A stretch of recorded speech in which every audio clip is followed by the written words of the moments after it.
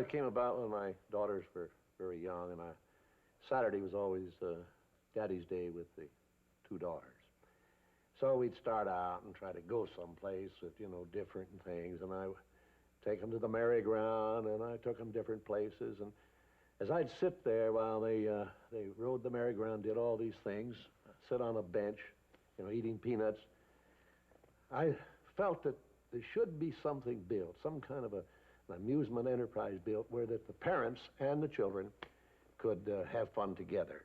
Walt Disney had this idea at this very merry-go-round. He started brainstorming ideas for this amusement park in 1948.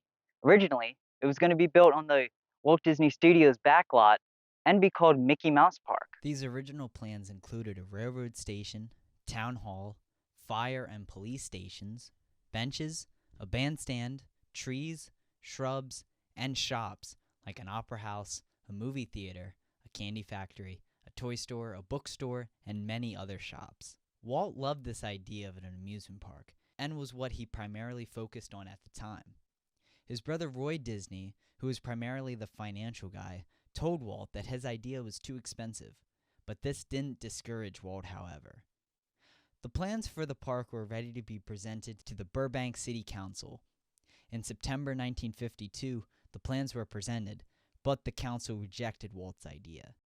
After this, Walt decided to do some retooling of his concept, and Mickey Mouse Park became Disneyland. Hey you, do you live in Disney World? Nope. Exactly. Do you wish you lived in Disney World? No, not really. Well, that doesn't matter. This video is brought to you by Magic Candle Company. I love these scents. I have these candles burning all the time in my office while I'm making these videos and writing these scripts. I've been a customer of Magic Candle Company for a long time. My favorite scent is probably Flying Over Africa. They are so authentic and smell exactly like the actual attraction. It's insane. I personally recommend going to magiccandlecompany.com and getting one of their bundles because you get 4 of their magical fragrances, either the candle bundles or the fragrance oil bundles. I personally love, and I know you will love them too. And check this out, I have a deal for you. If you buy any product, you can get 15% off if you use my code BigBeautifulDiz15 for 15% off your order. Just put it in the discount code. It'll work. You can save some money. And yeah, thank you so much to Magic Candle Company for sponsoring this video. Again, BigBeautifulDiz15. Go to magiccandlecompany.com.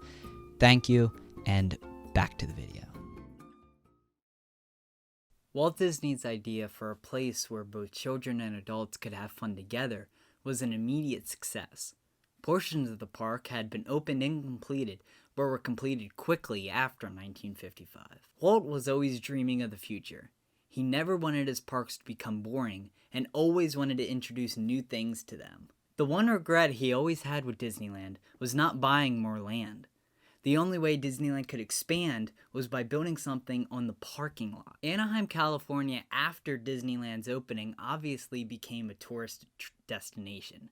So, many hotels and other businesses started opening along Harbor Boulevard and the surrounding areas. Most of these businesses are long gone, but some of them still remain to this day, like the Anaheim Hotel. This hotel opened in 1959 and was originally called the Charterhouse Hotel. The hotel was, and still is, a fancy place to stay. It actually hosted many celebrities, like Hollywood stars and politicians. In 1970, the name was changed to the Hyatt House, then was changed again to the Anaheim Plaza Hotel in the 80s. Today, this hotel is owned by Wyndham Hospitality, and was recently renovated in 2016. Room rates range from $150 to $200 per night. The Anaheim Hotel is reviewed positively from guests that have stayed there and enjoyed what it has to offer, like the on-site restaurant, the pool, the pet-friendly rooms, and the business center. Guests can even buy Disneyland tickets at the front desk in the lobby of the hotel, since this is a good neighbor resort. There are a couple famous hotel brands that you may recognize the name of, and you better believe that these brands have hotels near Disneyland. Back in the 1960s, a Holiday Inn was located right across from the Disneyland parking lot and next to the Fujishige family strawberry farm. Hiroshi Fujishige was famous for refusing to sell his land to Disney after being offered large amounts of money numerous times. He did eventually sell his farm before his death in 1998. The original Holiday Inn location had 240 deluxe guest rooms with suites, a pool, AC, and television, a big selling point for families in the 1960s. The Anaheim Holiday Inn was also home to a Dobbs House Luau, which was a chain of Polynesian-themed restaurants. This particular luau had two different themed rooms. One was the Polynesian room, and the other dining room was called the Ship's Lounge. There is not much known about this restaurant. The original Holiday Inn closed sometime in the 70s. It's not known when the Luau restaurant closed. Before Holiday Inn bought the space and built the tower, there was actually a wax museum that used to be located there. It opened in 1966 and was called Wide World in Wax. The Wax Museum included figures from the New York World's Fair. This museum closed in 1967. Hotel owner Al Stovall wanted in on this new tourism area that was developing in Anaheim, and he had an idea for themed hotels for families. At the same time Mr. Stovall was brainstorming ideas, the US was in the middle of the space race. Both the US and the Soviet Union were trying to become the first country to send a man to the outer space. This idea of space exploration fascinated many Americans. So, Mr. Stovall built 5 hotels, all themed to our solar system, aliens, and spaceships. These hotels were also owned by Best Western. The hotels that were built were called the Cosmic Age Motel, located now where a backstage parking lot are and a few small buildings are behind Carsland. The Galaxy Motel, located where a backstage road is now behind Carsland. The Apollo Inn, located where Best Western plus Anaheim Inn is now. The Inn of Tomorrow, located where Stovall's Inn is now. And the Space Age Lodge, located where the Pavilions Hotel is now. Each motel had highly immersive themed lobbies, rooms, and pools. It even had a shuttle service to and from the airport. Best Western had a lot of success with these hotels, but in the 80s, the themes of the hotels started to go away.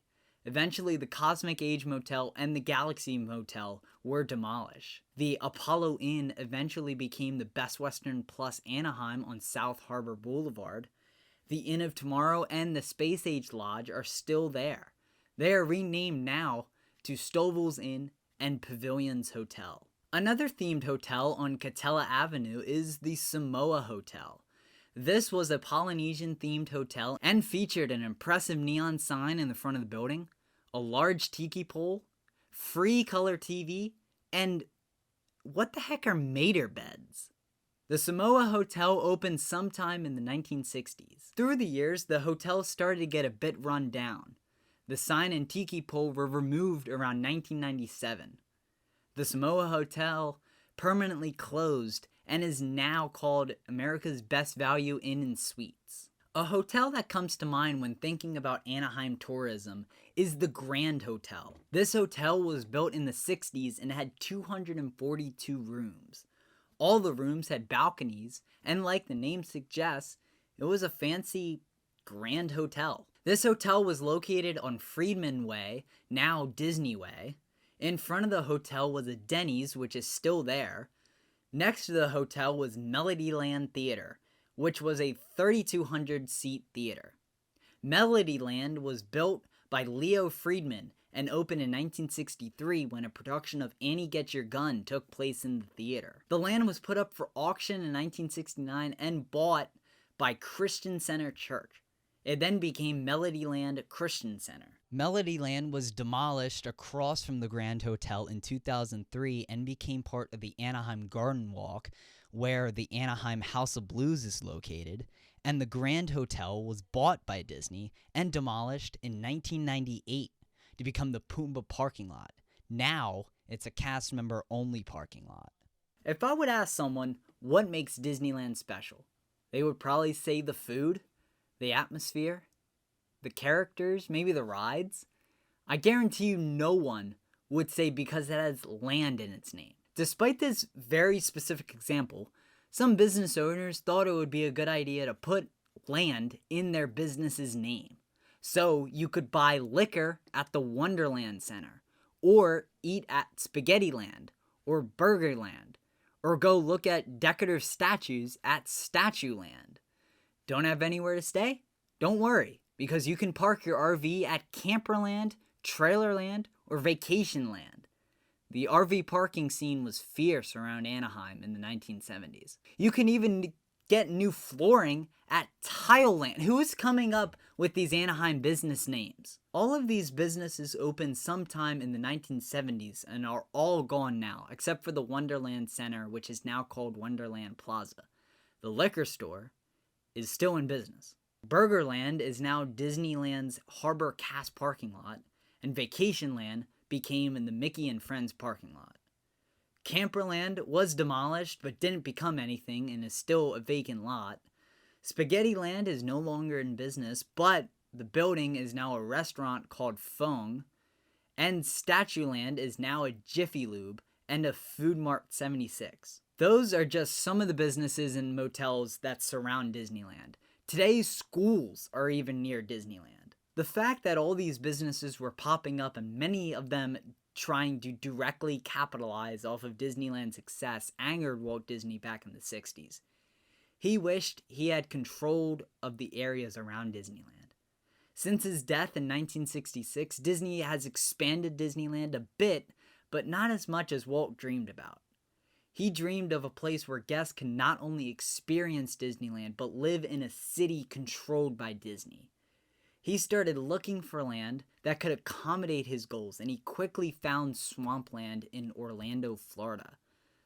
To avoid the land being purchased by other companies, Disney came in secretly and bought the land under different names. Eventually, it was announced that Walt Disney was building an East Coast Disneyland. Walt was eager to tell future guests about plans for Disney World. He talked about his ideas for the experimental prototype Community of Tomorrow, or Epcot for short. Unfortunately, Walt Disney didn't live to see Disney World become reality, but his dreams lived on when Magic Kingdom opened in 1971. The goal of having control over the land surrounding Magic Kingdom became a reality as well. Now Disney World has 4 parks, and no Burgerlands have opened.